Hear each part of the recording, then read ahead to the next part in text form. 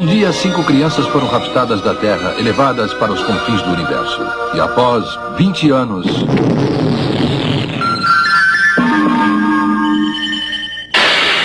Comando Estelar! Flashman! No final dos anos 80, duas equipes coloridas marcaram o universo Tokusatsu, Changeman e logo depois, o enigmático Comando Estelar Flashman. Entretanto, o Comando Estelar não era apenas mais uma série de heróis coloridos e robôs gigantes. Sua narrativa foi profunda, quase profética, abordando temas que ultrapassam o entretenimento e tocam de maneira subliminar a espiritualidade humana, os livros antigos e os limites da ciência moderna. Indo muito além da simbologia das cores que apresentei no vídeo de Changeman, o roteiro do Comando Estelar é um verdadeiro chamado ao desconhecido. E se assim como eu, você gosta de entender o lado espiritual e simbólico das maiores histórias da humanidade, já deixa o like e se inscreva no canal, porque hoje iremos além da imaginação, até o distante planeta Flash. Na trama, 5 crianças da Terra são raptadas por caçadores espaciais e levadas aos confins do universo, mais precisamente aos planetas Flash. Lá, recebem dons especiais e tecnologia de ponta, transformando-se em guerreiros com missões muito maiores do que pareciam. A primeira grande referência que encontramos é a dos enigmáticos cristais. Essa história ecoa arquétipos profundos, similares aos de heróis do passado e figuras mitológicas.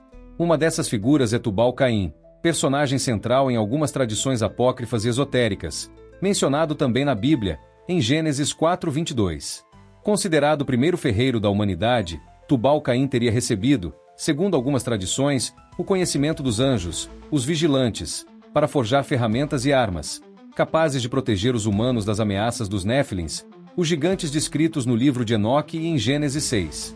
Segundo esses relatos, esses artefatos eram forjados com cristais especiais, sintonizados com frequências celestes de alta tecnologia, possivelmente esquecida pela humanidade, mas preservada na ficção. Em Flashman, cada herói recebe um cristal com formato geométrico único, que canaliza a energia de seu planeta. Isso remete à chamada Era da Energia Cristalina, uma época distante que alguns estudiosos associam à Era de Adão ou à lendária Golden Age. E para entender isso melhor, é preciso conhecer o conceito das 3 eras da energia. A primeira é a Era Dieselpunk, marcada por combustíveis fósseis, motores barulhentos e a mecanização da indústria. A segunda é a Era Cyberpunk, a era atual que vivemos hoje, conectada por cabos, dados e dominação digital. E por fim, a mais misteriosa e pouco conhecida, chamada de a Era Cristalina, onde a energia era transmitida por luz, som e frequência, tendo como matriz os cristais. Segundo tradições antigas, como a hinduísta, gnóstica, ocultista e arqueologia alternativa, essa sabedoria teria existido em civilizações anteriores ao dilúvio, como Atlântida, Lemúria ou Mu. Hoje, muitos interpretam isso como tecnologia alienígena, como representada em Krypton, na história do Superman, por exemplo, mas há quem acredite que essas tecnologias são celestiais, vindas de planos espirituais superiores.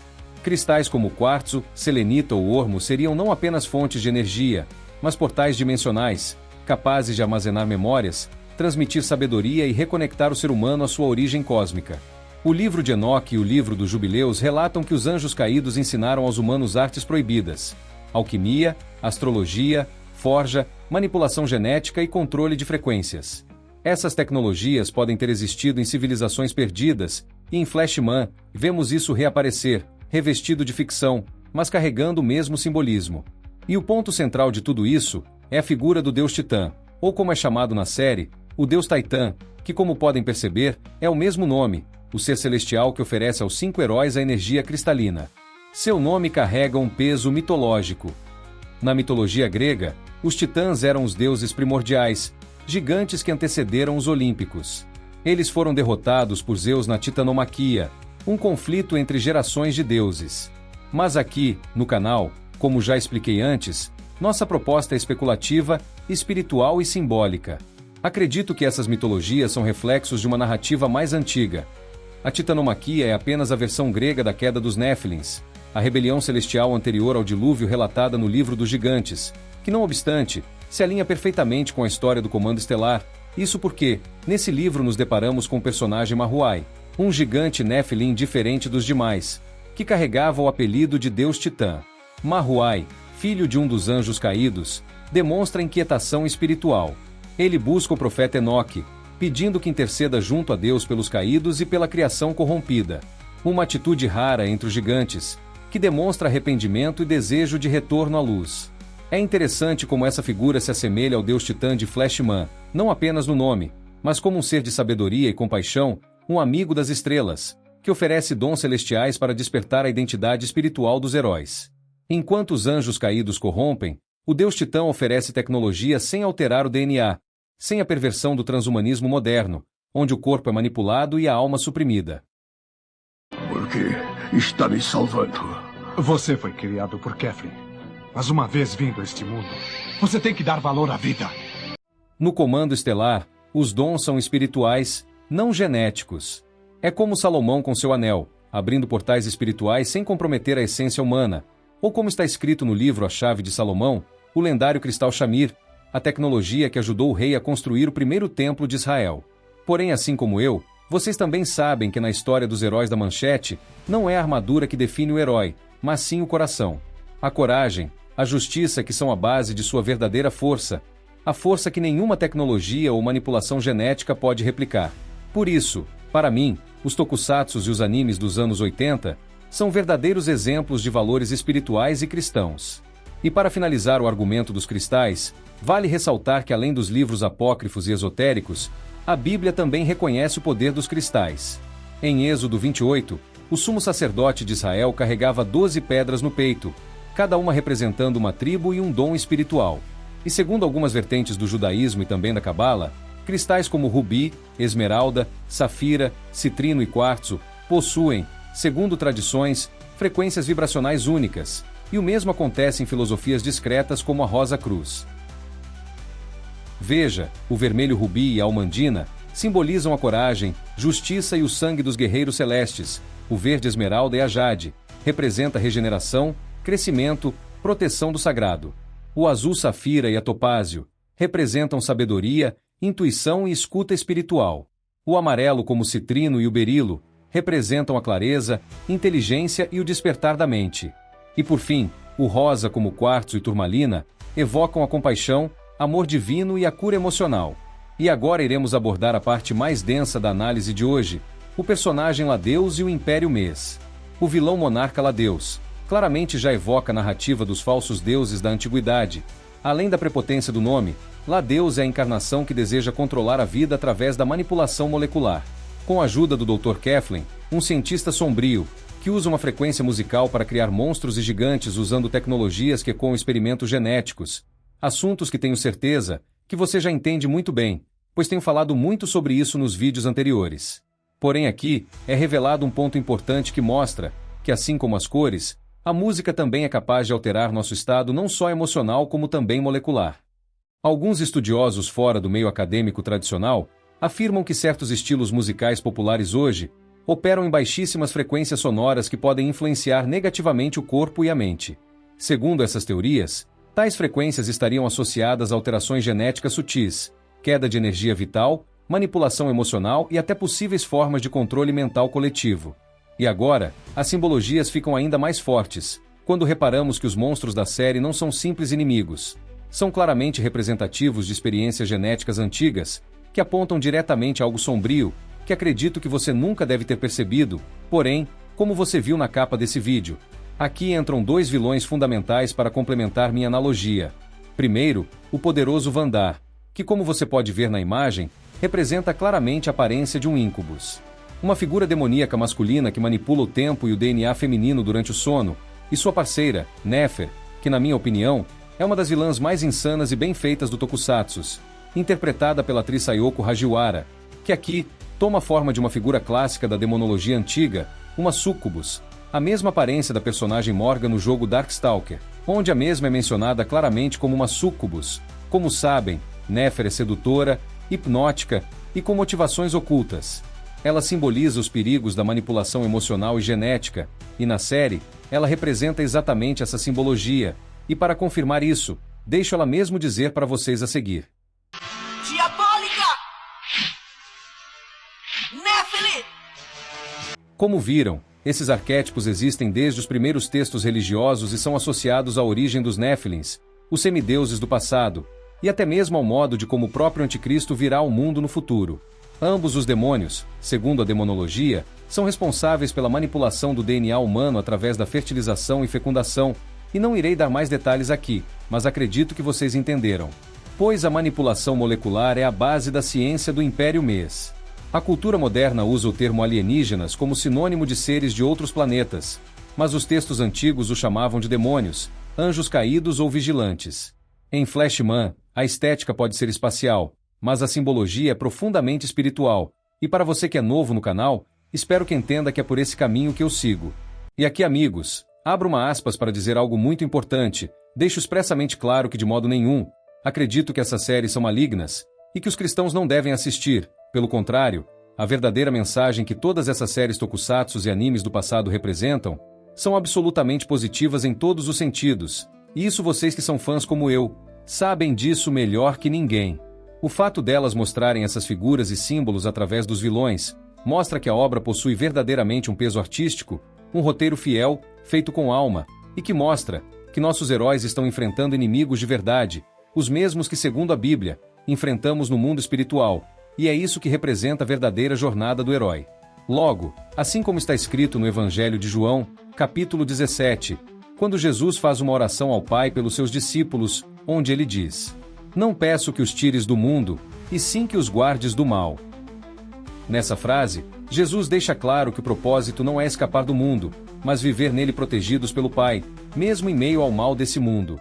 Pois não nego que realmente existem obras totalmente dedicadas a ideologias malignas, e se quiserem posso até analisar futuramente algumas delas, mas tenho dito, não é o caso dos nossos heróis. As séries japonesas dos anos 80 eram exemplos de coragem, justiça e sacrifício.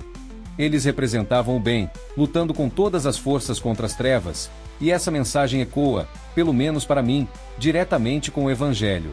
Prova disso é que além deles te ensinarem na infância os valores da justiça e da coragem, hoje, através dos vídeos que trago aqui do canal, eles retornam para mostrar que a história deles, de alguma maneira, também apontam diretamente para o maior herói de todos, Jesus Cristo.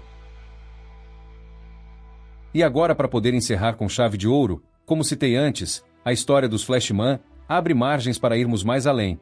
E aqui preste bem atenção, pois tentarei evitar certas palavras para que o vídeo possa seguir sem confrontar as diretrizes da plataforma. Há teorias que conectam a Segunda Guerra Mundial a tecnologias alienígenas e manipulação genética de pequeninos que foram tirados de seus pais, assim como a série retrata. E quando digo isso, digo de forma literal. Livros como The Frozen Conspiracy relatam a Operação High Jump, onde o almirante Byrd teria enfrentado naves tecnológicas em uma viagem para a Antártida. A seguir veio a Operação Paperclip, que levou cientistas alemães aos Estados Unidos após a guerra, iniciando a corrida tecnológica moderna. E muitos desses cientistas falavam abertamente sobre contato com seres superiores, que mais uma vez são descritos como aliens, mas no decorrer da pesquisa entendemos que são entidades espirituais. E na história dos Flashman, surge o personagem Kaura, que representa o mesmo arquétipo do sequestrador de pequeninos, para fins experimentais. Uma sombra de histórias reais sobre raptos, testes e alianças com entidades estranhas das estrelas. Há paralelos entre ele e casos relatados por soldados sobre combates com seres reptilianos e tecnologias não humanas, e principalmente o nome Kaura, que lembra o termo Kaiser em alemão, onde nas teorias conspiratórias mais modernas, é mencionado que o termo Kaiser ou líder germânico ocultista às vezes é usado de forma simbólica para falar de linhagens antigas, aristocráticas e possivelmente envolvidas com cultos sombrios. Existem livros e relatos, alguns documentados, outros conspiratórios, de que o regime alemão na Segunda Guerra sequestrava pequeninos em programas como Lebensborn, com o objetivo de criar uma raça superior. Há também alegações mais místicas que apontam para a busca por crianças especiais, com dons espirituais ou linhagem pura, o que se conecta com o simbolismo do Comando Estelar, que recebem dons estelares para lutar contra o mal. Mas esse tipo de assunto, como citei no vídeo especial anterior, será melhor abordado em uma live futura. Dito isso, meus amigos, para finalizar com chave de ouro esse vídeo, não podemos esquecer de mencionar o maravilhoso, porém triste final de Flashman, que para mim ressoa claramente como uma versão do Evangelho moderno. Ao contrário de Changeman, onde a Terra concede poder aos seus defensores, em Flashman acontece o oposto, a Terra os rejeita no final, através de um efeito chamado flash negativo. Isso mostra que mesmo após salvar o planeta, os heróis não são aceitos por ele. E assim, eles partem sozinhos, sem encontrar seus verdadeiros pais. É um dos finais mais emocionantes e profundos da história dos tokusatsu. Nossos heróis foram raptados quando crianças, rejeitados quando adultos, e mesmo assim permaneceram fiéis à justiça. Uma lição poderosa sobre identidade, destino e perseverança, uma rejeição triste mas quase messiânica, uma simbologia linda, melhor dizendo maravilhosa de mostrar às crianças, uma mensagem que vai além dos cristais e dos livros, dando uma grandeza única da obra. Nem mesmo água eles podiam beber, tudo na Terra se torna nocivo a eles, e ao invés de ir embora e desistir, eles ficam até o último segundo, para completar sua missão e salvar o planeta que tenta expulsá-los.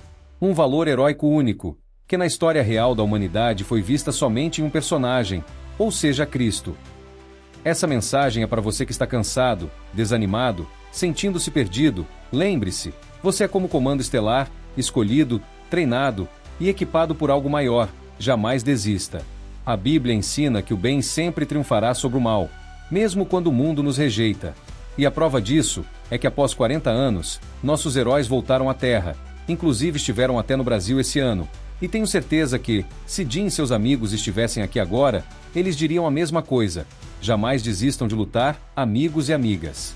Em síntese, vocês devem ter percebido que ainda não abordei profundamente sobre os robôs gigantes, apenas o Daileon, que apontei um pouco mais no vídeo do Jaspion.